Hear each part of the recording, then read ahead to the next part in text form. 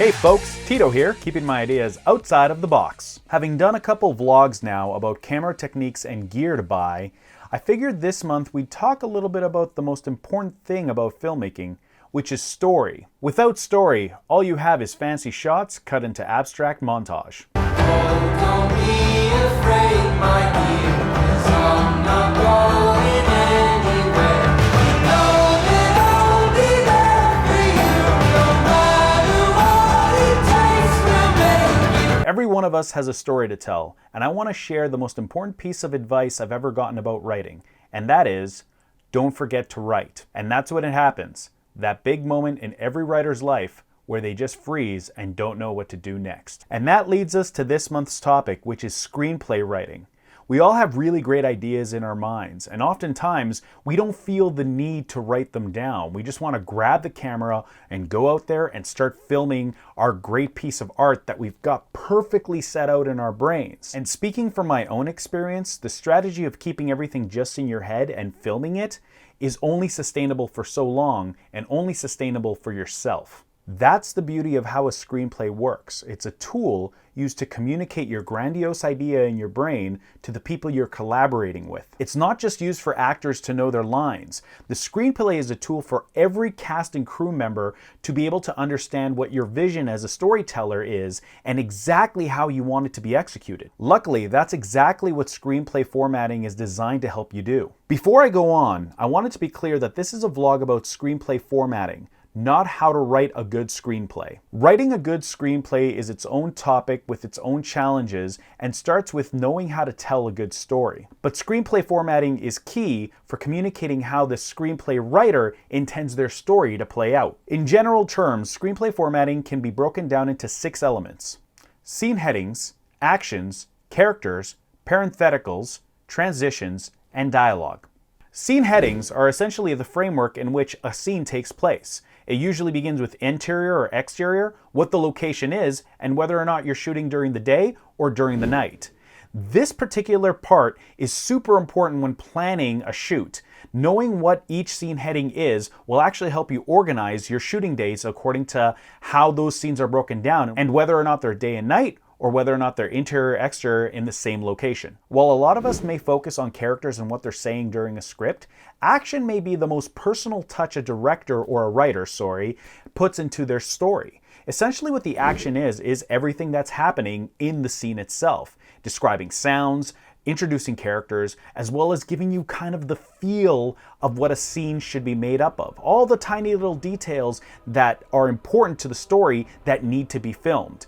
This part can be very daunting and can also be very tricky because really, if you're filming something, you need to show it, not say it. So it's very key to understand the difference between having a character say something looks cool versus something being described as cool and figuring out how to shoot that in that manner. Actions also help us introduce characters, and characters themselves have their own personalities. And it's very important that when you're writing characters that you understand that each one is distinct. Oftentimes when people are reviewing their scripts, they really have to stop and think, if they have more than 2 characters that are saying the same thing, do you really need 2 different characters? And does each character have a distinct voice in your story? Parentheticals are something that actually took me a while to understand myself. Basically, it's the descriptionary action within a piece of dialogue for a character.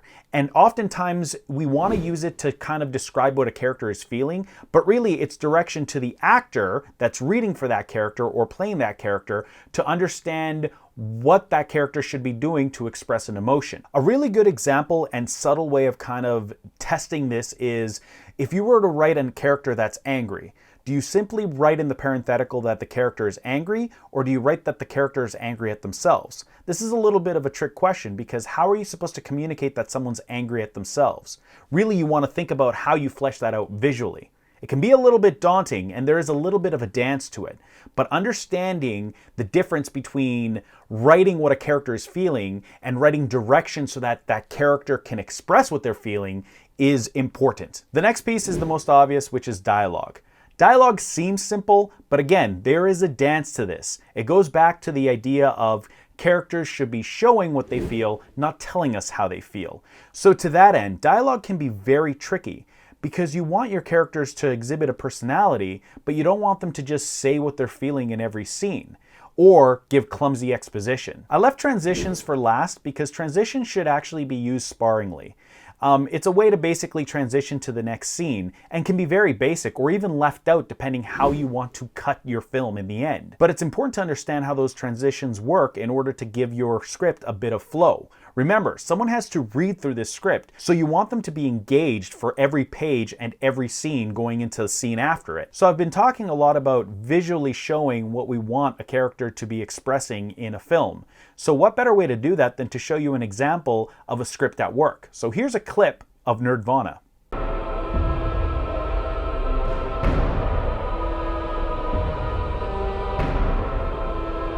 My name is Zachary, and I am a slave.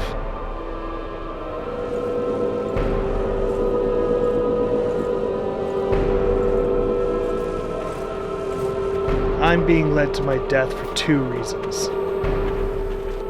First,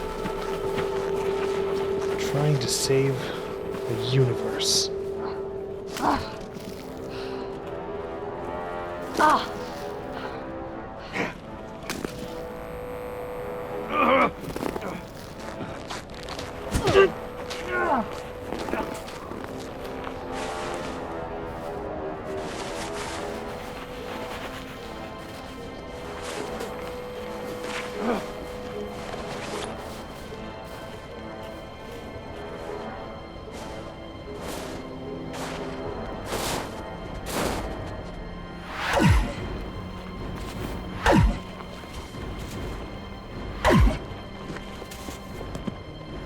The second,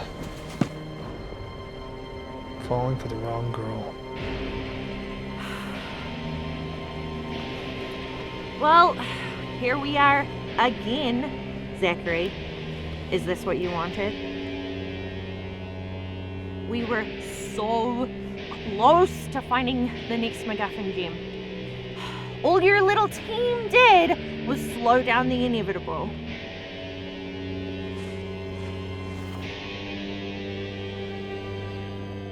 No more mind wipes, Ash. Just kill me this time. Rather die than help you again.